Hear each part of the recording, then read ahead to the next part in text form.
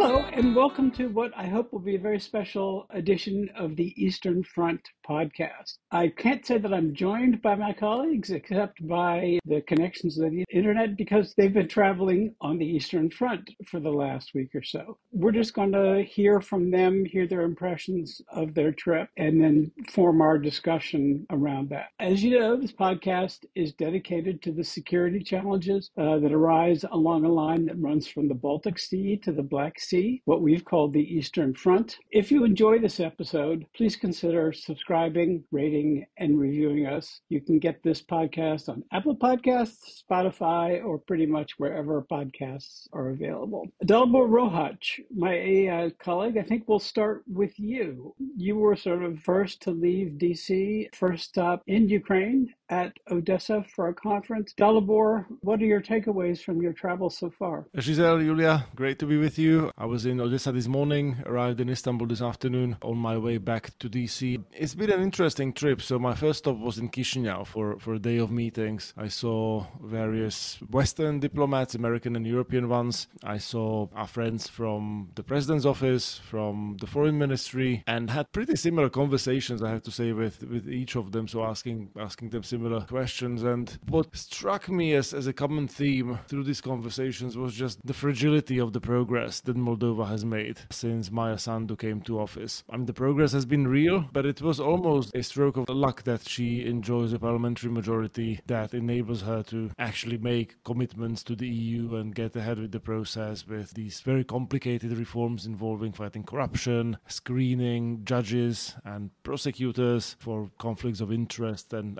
so on and so forth. And there are risks ahead, there are domestic risks ahead, which have to do with the upcoming referendum that she tied to her new bid for presidency in October. Can you explain what's in that? The referendum is meant to embed Moldova's European future, so to speak, its future membership in the EU in Moldova's constitution. And she can't do it through parliament because she doesn't have a constitutional majority, but there is a procedure that allows for essentially a referendum-based amendment to the constitution that doesn't require any additional legislation. And so I was in some of these meetings with one of our British friends and colleagues, and I mean, he was kind of warning the Ukrainians about the dangers of putting, too much hope into favorable results of referenda. And it's pretty clear that Russians will try to disrupt, will try to sort of mobilize the pro-Russian segments of the population, and that is a risk. It's not a foregone conclusion that she will be re-elected either. I mean, there is a plethora of candidates supported by Russia, by Mr. Shor, the sort of pro-Russian oligarch that's been bankrolling various political projects in Moldova. And furthermore, even if these political bets, these are risky bets, if they pay off, it's not clear, actually it's rather unlikely that she'll be able to maintain her parliamentary majority in the legislative election next year. So, we can embed Moldova's European future in the constitution, but unless you are making real progress in these negotiations, unless you are, getting legislation through parliament, making reforms, making Moldova look like a normal European country, and, it's a lovely place, food is good, people should go and visit, but... How is the wine? Excellent, I have to say. We can add a footnote to this podcast dedicated to wine in these different places. But I mean, it is still a very different part of the world than even neighboring Romania. I mean, in many ways, there is a lot of work ahead. And so if pro-Russian parties have parliamentary majority starting next year, the aspiration to join the EU might just remain an aspiration for a very, very long time. It's kind of my fear. I have more to say, but please fire away. I think you're right about this issue of referenda, not just Brexit. But even if you enshrine it, as you said, in the constitution, it doesn't mean much. In Georgia, they have NATO in the constitution. In Ukraine, they now have also NATO in the constitution. But that hasn't gotten them any closer and does not necessarily help with public opinion. Let me ask you, I guess, two questions here. One political and one strategic. If one has had the chance to go to Chisinau and spend, a lunch there or an afternoon, one of the most striking things is that there seem to be very few people that are older than 18 but younger than 65. The working adults have left, so a bit of a brain drain, partially to Romania, partially to the EU. So I wonder if that is something that you've seen too, and how that factors into the conversations you've had. And then the other thing that we've seen, certainly the Prime Minister saying in Moldova over the course of the war, but I think even the President on occasion, is that if Ukraine falls, and particularly if Odessa falls, then Moldova is next because it is so vulnerable. So I wonder whether there was a conversation about that when you were there, and what your thoughts are about both these things, I guess public opinion, as well as the strategic implications of, I guess, dependence on Ukraine when it comes to security. So if I may, I would like to start with the security question first and then return to the issue of demography and brain drain, which is real in Moldova as it is in Ukraine. On the security front, what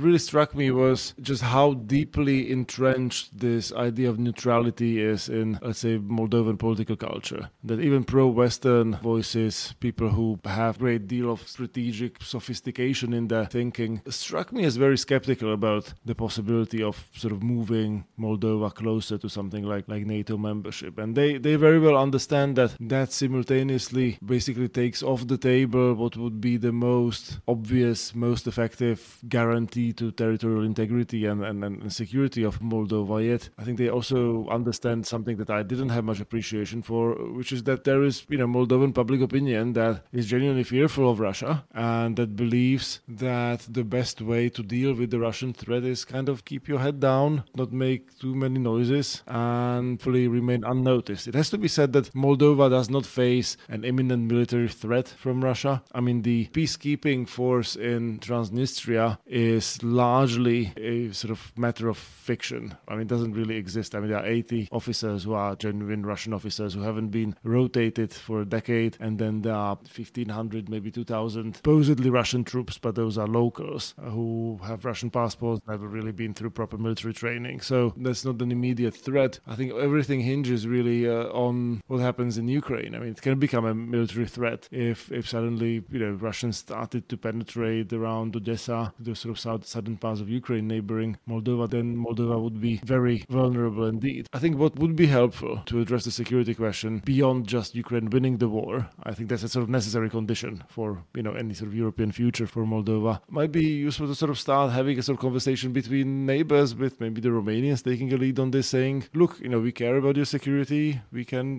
maybe offer some sort of bilateral guarantees. Let's sort of think about cultivating, some domestic defense capability. It looks like Moldovans for a long time have taken this idea of neutrality as a guarantee in and by itself of their security. We say we're neutral and everybody will leave us alone. And that hasn't really worked out that way, right? From the get-go, there was the Transnistrian problem. There is now a problem with Gagauzia, which again is sort of fomented by the Russians, a sort of separatist movement. And one thing, a sort of cultural thing that struck me, I didn't expect that. This was my first time in Moldova, was just how ubiquitous Russian was. So obviously the Cyrillic script is gone. So unlike, in the Soviet days, the so-called Moldovan has been replaced by proper Romanian with the Latin script. But in Chisinau, and I haven't really been much outside of Chisinau other than at a petrol station buying a bottle of Borjomi water from Georgia. I mean, Chisinau, I would say like Russian is probably the predominant language, just sort of anecdotally. I might be wrong about this, but there was way more Russian being spoken than I expected. So this sort of flip that you see in Ukraine, at least in some parts of Ukraine, just I don't think has happened in Moldova to quite the same extent. So, leadership is needed, I think,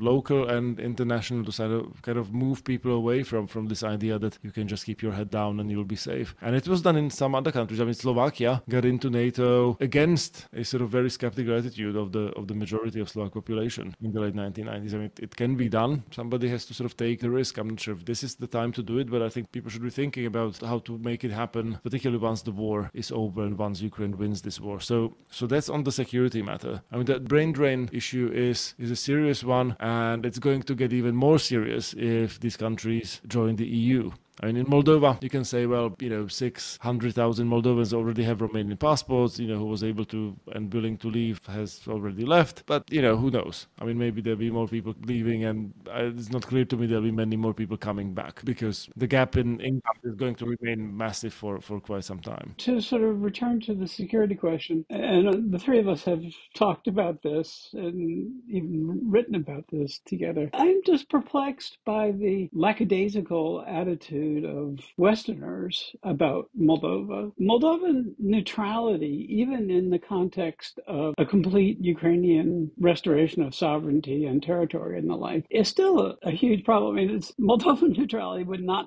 be like Swiss neutrality or something like that. It would be a vulnerability in the heart of NATO and Southeast Europe more generally. Like, did you sense any sort of Western European or American presence or engagement in your meetings? Just to add to what Giselle was saying, Romania next door, the big cousin or brother or sister, whatever you want to call it, that has been essentially pouring all of its resources that it had available into Moldova's European integration, is a staunch NATO ally and would still love for Moldova to change course on its neutrality. However, the Romanians have not been able to convince Moldova, because the Moldovans are saying, well, look, in 2008 at the Bucharest summit, you invited Ukraine and Georgia, and then they got invaded. So we don't have any means, and you're not offering security guarantees. Why in the world would we ever consider that when it clearly is an issue for the Russians? I mean, even EU is an issue if we look at Ukraine. If we're looking at Moldova, there's little we can tell them. So I don't know what to do with that. It does sort of suggest that the process has been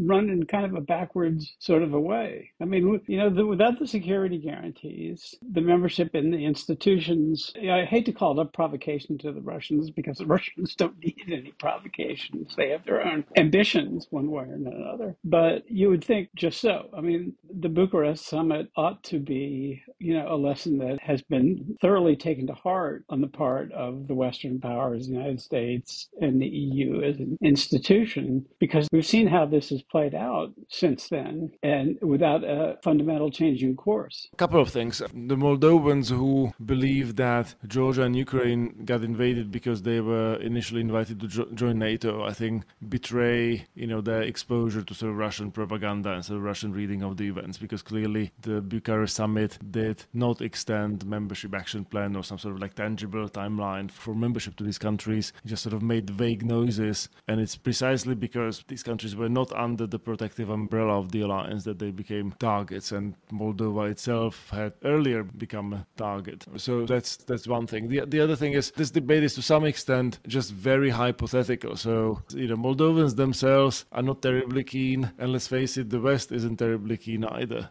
We can try to change it. We should be trying to change it. We should be thinking of creative solutions. I mean, I have a sort of very implausible idea that I ran by my fellow conference participants, which I can share with you later. But in a way, it seems like it's a sort of issue that won't be addressed now. And I think the sort of, the zeroth order problem that we have is that Ukraine is waging a war that is not, clear that it's going to win. And I think if sort of, Ukraine does win the war decisively, Russia is sort of defeated and Putin's regime is weakened, then I think the sort of salience of like Russian influence in a place like Moldova, if Moldova will find itself washed between two NATO member states, I think it will go down. I mean, like other things being equal, Giselle, I think you would have been right in saying that it would be a problem for the alliance to have sort of neutral, potentially pro-Russian Moldova in between. But Ukraine victory in the war will make sure that it won't be a sort of ceteris paribus situation, that there'll be many things that will be changing as a result of that. And Russian influence, I think, would decrease quite dramatically. But I would propose a sort of perhaps incrementalist approach towards the trying to build trust, build sort of, military to military cooperation. I understand that they bought some French air defense systems. They bought a Czech-made radar. I mean, it's a tiny military. Again, like somebody told me this factoid that I haven't been able to verify on this trip, that Moldovan defense budget is smaller than the annual budget of Real Madrid. But everybody sort of was nodding that it does sound plausible. That's a quote from the Prime Minister, and it's true. So okay, good. I'm happy that I verified it finally. So there there's, I guess like a lot of sort of low-hanging fruit that might be addressed first. And I think people should focus really on sort of creating political conditions for Ukraine's future membership, because I think that's the sort of really the necessary condition of peace in Europe going forward. Like, otherwise, like the war in Ukraine is not going to end peacefully unless we make something like NATO membership for Ukraine available, or the sort of nearest, closest alternative, which, I mean, I can sort of expand on what I have in mind later. But I mean, that to me is a sort of big issue, and Moldova is almost, I think, an afterthought. I mean, Georgia is a slightly different case, which we can sort of talk about in a different episode, I suppose. I mean, this resonates, that I think I've heard it from Moldovans as well as from Georgians, saying when the West is asking them, what more can we do to help? A lot of times both countries are saying, for different reasons, the best thing you can do is give Ukraine the weapons it needs to win the war, because our security rests on that. Also, on this matter of Western support for Moldova, one theme that was common to our meetings with Western diplomats in town was that there is a lot of Western effort to sort of help, technical assistance, money, all kinds of things, EU, the British, US aid, a lot of work being done. And the sort of binding constraint on this is the Moldovan so-called absorption capacity, to use the international organization speak. So, it's true that when you talk to top level Moldovan officials, they are almost invariably very impressive. They speak good English. I mean, they are very much aligned with the sort of vision set by the government. But it's a very thin top layer beneath which there is a very sort of static post-Soviet status quo impervious to change. So one effort that's been actually proven to be quite helpful was the scheme devised by the Romanians, who were sending sort of mid-level, lower-level civil servants who were embedded at Moldovan ministries. So obviously there always are technical advisors. In transition economies, IMF sends technical advisors, USAID sends technical advisors, and so on and so forth. But these would be really sort of like high-level people who would not really be able to sort of help your mid-level civil servant, like how to navigate this sort of new world of digitalized systems or whatnot, or procurement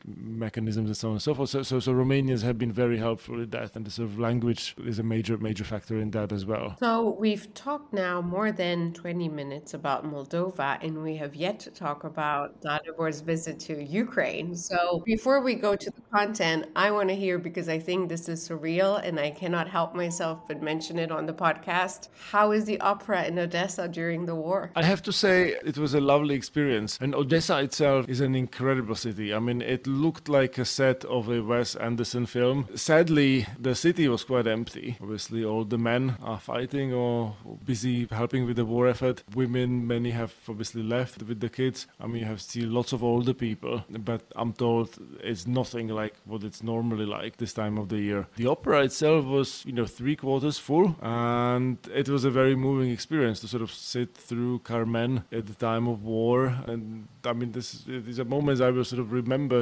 including gesturing at my, the old lady in the next seat. We were trying to sort of make a communication, notwithstanding my non-existent Russian. I mean, Odessa is a Russophone city, particularly in the older generation. I mean, young people obviously have had formal courses of Ukrainian. They have no problem with that, but older people are Russian speakers, which doesn't make them supporters of Putin. The sort of sense of unity which people always notice in Ukraine is very much present there. So one of the things I did was I brought some first aid kits, which I took to one of the local volunteer centers run by a friend, Oleksiy Goncharenko. It was Saturday morning. There were around 20-25 people. Some of them internally displaced folks from places like Kherson, Mariupol, were living in Odessa, and they were there at 9-10 in the morning making camouflage nets. There were sort of more technically sort of sophisticated folks playing with the 3D printer, making parts for drones and small missiles. I'm not quite sure how that worked. Then there were medics. There was a language class going on, teaching people English. And sometimes there's this sort of idea of fatigue or frustration being described. I mean, I saw none of that, I have to say. I mean, there was this sort of quiet determination that, we have to just carry on. I mean, I met a guy who returned from the front, after 11 months, had sort of horrifying stories to tell about his comrades, most of whom were dead from his battalion. And I mean, I have to say, I felt a little awkward around somebody who just came through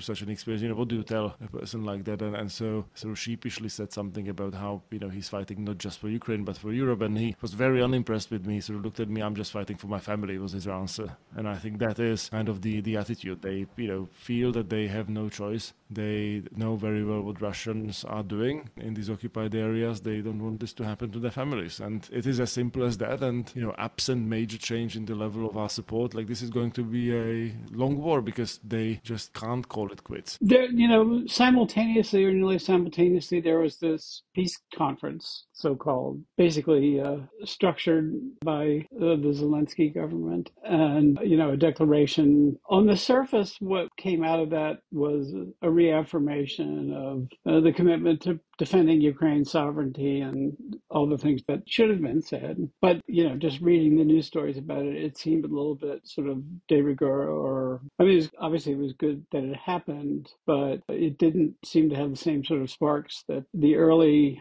that it did a couple of years ago. So I think one factor in that is the fact that the conference was preempted by this supposed peace plan coming from the Kremlin, which basically urged Ukraine to surrender the oblasts that were legally annexed into Russia in the sort of Kremlin terminology. And this is something that Putin does, I think, quite systematically. Whenever there is sort of a high-profile event of this sort, he makes sure that he somehow spoils it, that he is taking the initiative and getting ahead of the news and sort of framing the agenda in this way. And there were all these like Western geniuses, including, I think I might have quoted him in a different context on this podcast, Hans Kundnani, who is an interesting writer, but they just ran with the idiotic idea that somehow there is a peace plan on the table from Vladimir Putin, and if you don't like it, you have to propose a better plan or tell us what's wrong with this plan. Is this an instance of gaslighting? Or it's something close to gaslighting, right? Like sort of somebody makes an assertion in bad faith and kind of reframes the conversation now in a way that like everybody now has to like go and debunk his like idiotic assertion. And that's what Putin does. And I have no doubt that he'll do something similar ahead of the NATO summit or during the NATO summit. And maybe like that's what Biden people are trying to prevent. Like, if he sort of set no expectations for the NATO summit, if we make it about nothing, if it will be just like people coming in and having dinner and toasting 75th anniversary of NATO and flying back home, then maybe that's the only way of actually preventing Putin from sabotaging something. Because, if you don't do anything, there's nothing to be sabotaged. Well, so the purpose of the summit is to avoid Putin's sabotage. That's a victory for Putin, I would say. Well, and so the way they're doing it is that they are trying not to do anything at that summit, if I understand it correctly. Just a celebration. 70 years of NATO, yay. One more thing to add to the complaint list. We started the conversation, or almost started the conversation, around security guarantees. And I can't help but think, when Finland and Sweden wanted to join, they realized, oops, maybe Russia is bad. The United States rushed to offer security guarantees before Hungary and Turkey could even think about blocking, before Russia could even think about attacking. But there should be no talk at the summit about Ukraine membership, because we're offending the Biden administration who wants to make it a happy celebration. There should be no talk about the future of Georgia or Moldova, or you name it. And there should also not be any talk about containment, deterrence on the eastern flank per se. Baltic, Black Sea, you name it. It is quite double standardy. You cannot help but think that oftentimes, maybe inadvertently, we are acting as useful idiots of the Kremlin. So I think one remedy for that, which is not the perfect remedy, is for, I guess, others to take matters into their own hands. One of the panels at this conference in Odessa that I was at was about the future of the so-called 3Cs initiative,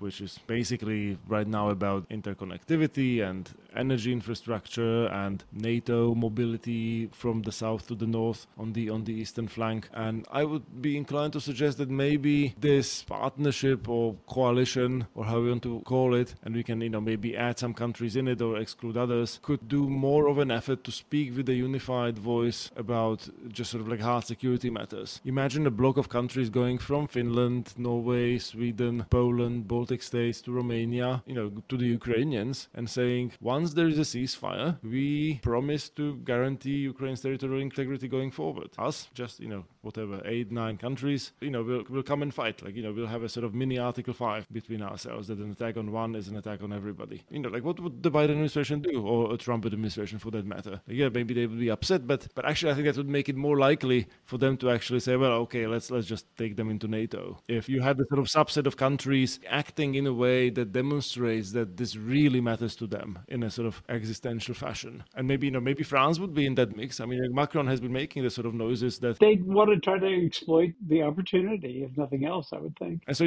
as a recent American, I'm an American exceptionalist. I think Europe needs American leadership, but if the leadership is simply not forthcoming, and there is, no interest in expanding NATO in the Biden administration, I don't think there'll be much interest in the next Biden term from the administration. I don't think there'll be much from a Trump administration. I think we should try to change it. We should be making the argument for why NATO is the best vehicle for this. But I would perfectly understand if somebody in Warsaw or Helsinki would say, well, this is not good enough, and we have to, do something ourselves. And I think actually a security guarantee from a bloc of countries that includes Finland and Poland and Norway and, Sweden with its industrial base, like, I think that would have a pretty strong deterrent effect. No, that has weight for sure. Absolutely. Yeah. So, I mean, Russian tried messing with the Finns once, and they were sort of bled out of the notion that it's a good idea to mess with the Finns. More than once. Yeah, well, you undersold it, as you sometimes do, but I think there's some real value in it, and I have two sort of indications of why that is. First of all, I am personally convinced that what has driven the United States and NATO and the EU afterwards to support Ukraine has not been the West, but has been, of course, Ukrainian bravery and the support of neighboring countries, some more than others, that have called the White House and said, you can't just be offering them a right. If they're getting invaded, we're getting invaded, and we're not cool with this. So pressure from others, I think, has made a big difference. Of course, Ukrainian bravery comes first, but I think it mattered that Ukraine had, for different reasons, supporters in that moment. And I think what I've seen with Macron is sort of testing exactly that. Who says we cannot put troops there for whatever reason? Who says we cannot have a bilateral, multilateral, actual set of security guarantees? The United States tends to say that. I remember when I had a conversation with a friend from the Department of State and asked about the Romanian complaint that maybe it was the United States that was telling Romania not to shoot down the drones coming from Russia. Americans told me, oh, God forbid we'd never do that. And I asked, so why are you telling Ukraine not to shoot into Russia? So there are these double standards here too. And so I think with all of these examples that to me have shaped the war and continue to shape the war in one direction rather than the other, if you put the West or part of the West in front of a fait accompli in the form of collective agency, the strength is in the numbers, and it can't be just Finland because that won't have enough credibility. But if it's 5 to 10 countries, it will. Then maybe this will shift the balance like you suggest. Maybe this will force the hand to say, well, if NATO countries want to go that way, let's find a way to overcome, ridiculous vetoes such as that of Hungary. It's not just about Hungary. I mean, you still have a, block of countries that feel that they are far away from all this, that they are not really concerned. There isn't much of a Russian threat to them. And it's like, like if you're Portugal, like I can see why you feel that way. But then that should not be stopping others for whom this is really a matter of life or death from making sure that there are no Russian tanks in Tallinn or, in Lviv for that matter. And I think it would require a sort of high degree of self-confidence from some of these leaders of these countries. But I mean, it's eminently feasible. Like it wouldn't be, sort of perfect contiguous flank of countries going from north to the south. I mean, the Slovaks and Hungarians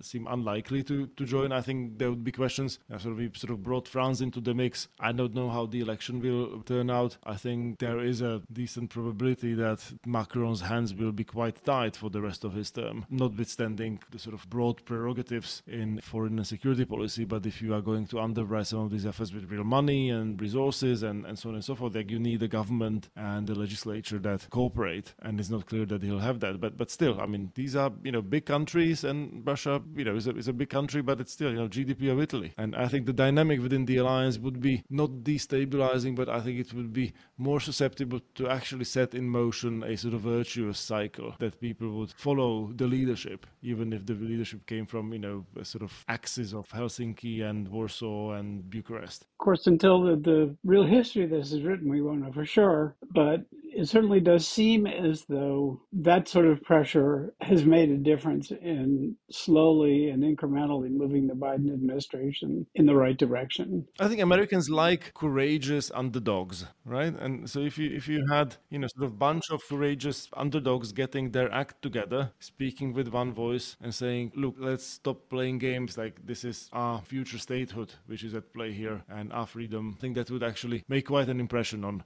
Americans, especially if they are sort of conditioned to like hearing about Europeans as these sort of free riders and, good for nothing peaceniks. You have a bunch of countries who spend 3% on defense, each of them saying, we actually are serious and want to do this. I think that might move the needle regardless of who's in the White House, by the way. I think we should end this program with two shameless commercial plugs. One, that we should alert our readers that we'll have more Trip Report episodes coming up. Yulia is going on to places farther and farther east to the reaches of the Eastern Front, and we'll want to hear from her. Also, I think we should begin to alert our readers that the three of us collaborated on just that sort of vision for NATO's future. We have a report that will be coming out just prior to the summit, so we'll no doubt be talking about it on this podcast, but just wanted to alert our audience to all the goodies that are coming their way on the Eastern Front. So for me, Giselle Donnelly, and for my colleagues, Yulia Joja and Dalibor Rohach, it's been a delight to spend the last 40 minutes or so with you all, and we'll see you soon. Our podcast, as always, is focused on security issues in Eastern Europe, focusing on a line that runs from the Baltic to the Black Sea. If you enjoyed this episode, please consider subscribing, rating, and reviewing us on all the usual spots. I should mention also that we publish a monthly newsletter so you can keep up with all our other writings and doings. And then, of course, we'll be publicizing this NATO report that is forthcoming. So until next time, thank you all for joining us. Thank you, Yulia and Dalibor, for phoning in from the dark side of the moon to be on the Eastern Front. Until next time, so long, happy trails.